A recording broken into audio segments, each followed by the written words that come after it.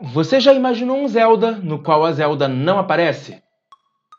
Um jogo de Zelda que não se passa em Hyrule. Um Zelda com Chain Chomp como pet e com Goombas, Shy Guys e Chip Chips como inimigos.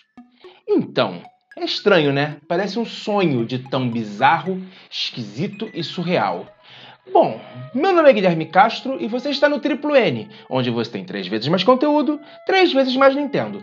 E essa é a nossa review de The Legend of Zelda Link's Awakening. Roda a vinheta!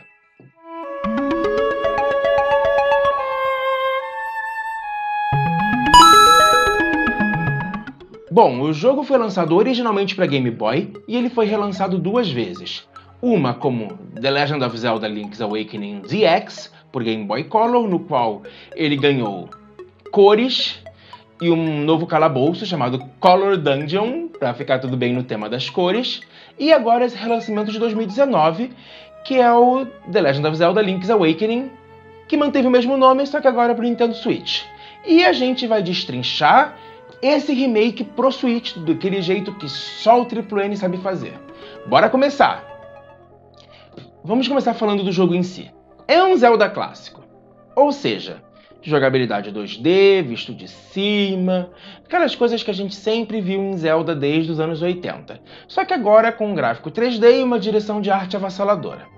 É aquele esquema de sempre, várias dungeons temáticas, cada dungeon tem um item que você precisa usar ele para poder atravessar ela e para poder ter acesso a mais partes do mapa, e a gente vai nisso até chegar no chefe final. É uma gameplay bem simples, eu descrevi um clássico, só que não tem como descrever de outra forma, né? Só que a gente pode destrinchar alguns detalhes, porque o grande plus desse jogo para mim ele mora nos detalhes. Começando pelos upgrades. Cada dungeon, como eu disse, tem um upgrade. Eu vou falar alguns para não spoilear a experiência de vocês. Temos a Rock's Feather, que permite que a gente pule, o que é uma coisa inédita num jogo 2D de Zelda. Temos a Magic Rod, que permite que a gente jogue bolas de fogo nos inimigos. E temos os Flippers, que permitem que a gente nade.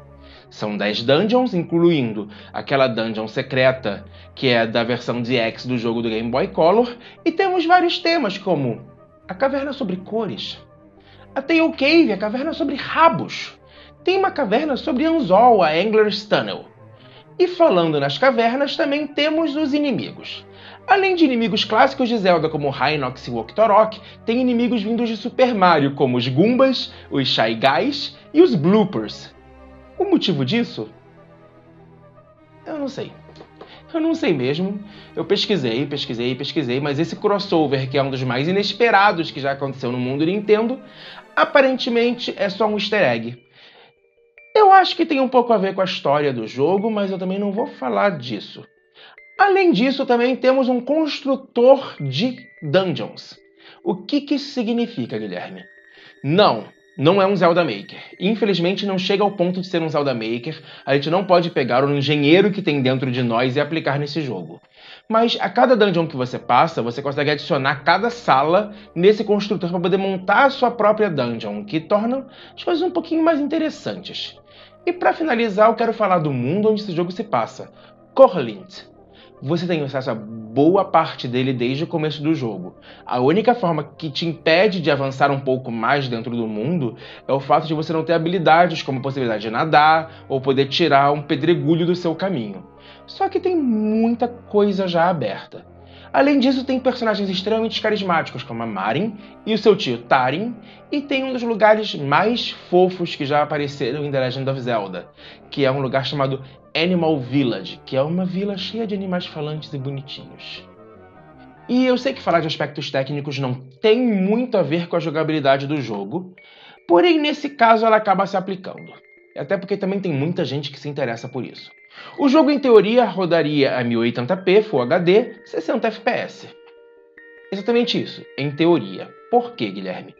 A resolução do jogo ela é dinâmica. E a frame rate do jogo também é dinâmica.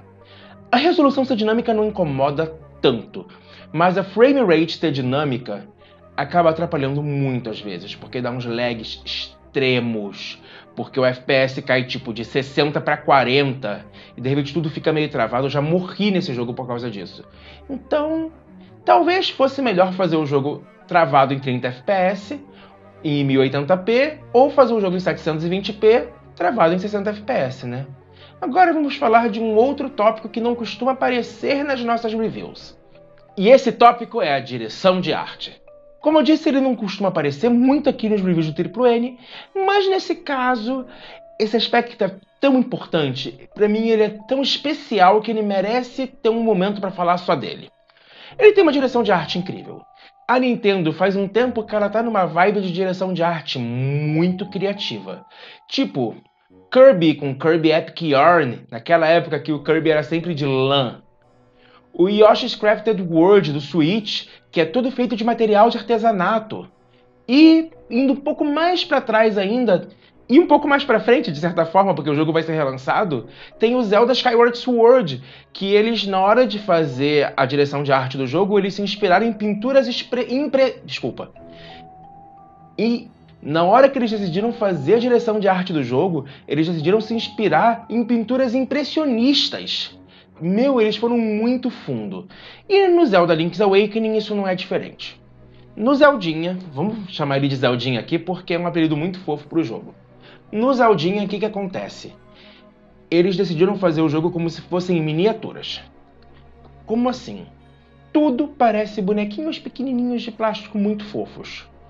E tem um aspecto de diorama, porque tem um pouco de embaçado na parte superior e inferior da tela, que mostra um pouco isso, que dá um pouco desse aspecto de diorama. Então, para mim, isso adicionou muito no clima do jogo e tem muito a ver com a história do jogo, que, novamente, eu vou dizer. Eu não vou dar um pio além da sinopse, para não estragar a experiência de vocês, que é o grande ponto do jogo. Falando na sinopse, não é um vídeo do TripleN se a gente não ler a sinopse do jogo em algum momento, né?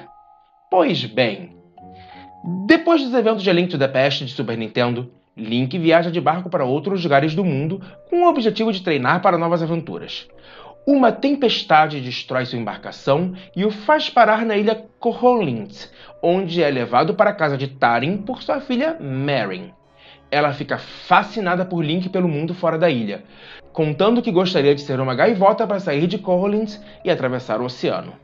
Link consegue recuperar sua espada e uma misteriosa coruja lhe diz que ele precisa acordar o Peixe do Vento, o guardião da ilha, para poder voltar para casa.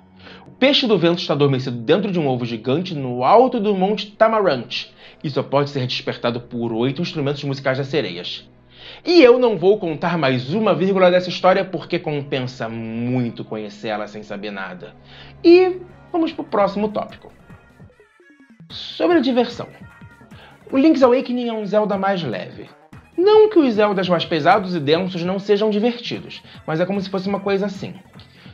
O Link's Awakening é como se fosse uma novela das 7. É uma comédia, uma coisa mais light, sem muito sofrimento e tudo mais. Já, por exemplo, Breath of the Wild é a novela das 9. É denso, intenso, pede uma atenção maior, precisa que você se envolva com a história em níveis muito grandes.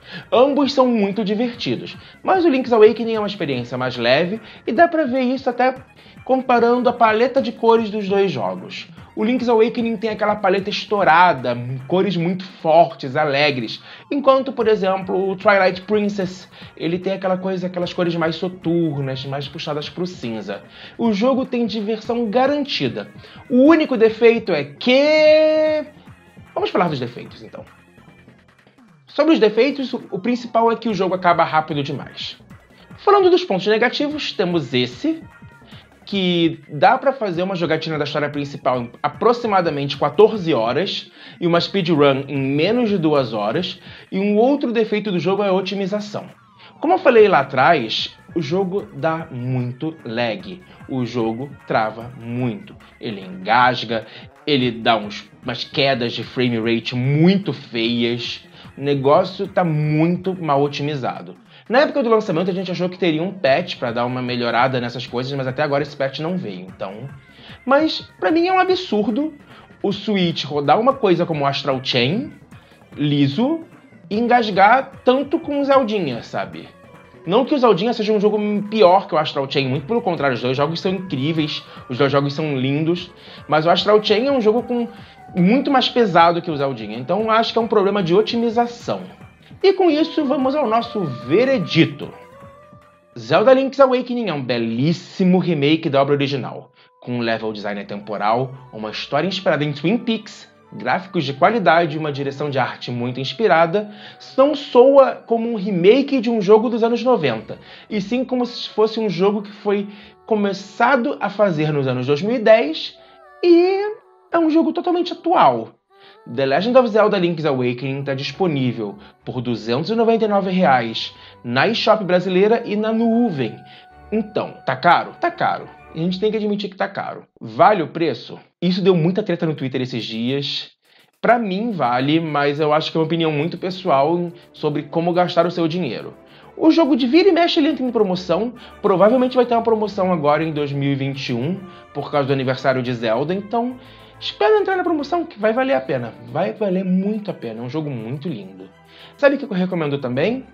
Se inscrever aqui no Triplo N, clicar no sininho para ser avisado toda vez que tiver vídeo novo aqui e deixar uma curtida no vídeo e comentar aqui embaixo algumas coisinhas que eu vou fazer umas perguntinhas aqui para vocês. Vocês jogaram o Link's Awakening? Qual versão? Gostaram? Não gostaram? O que vocês acharam da vinheta nova do canal? Tem curiosidade de saber mais sobre o canal? Mais sobre o processo criativo? Deixa aqui embaixo. Então, obrigado a todo mundo que assistiu até aqui e até a próxima, até o próximo vídeo. Fui!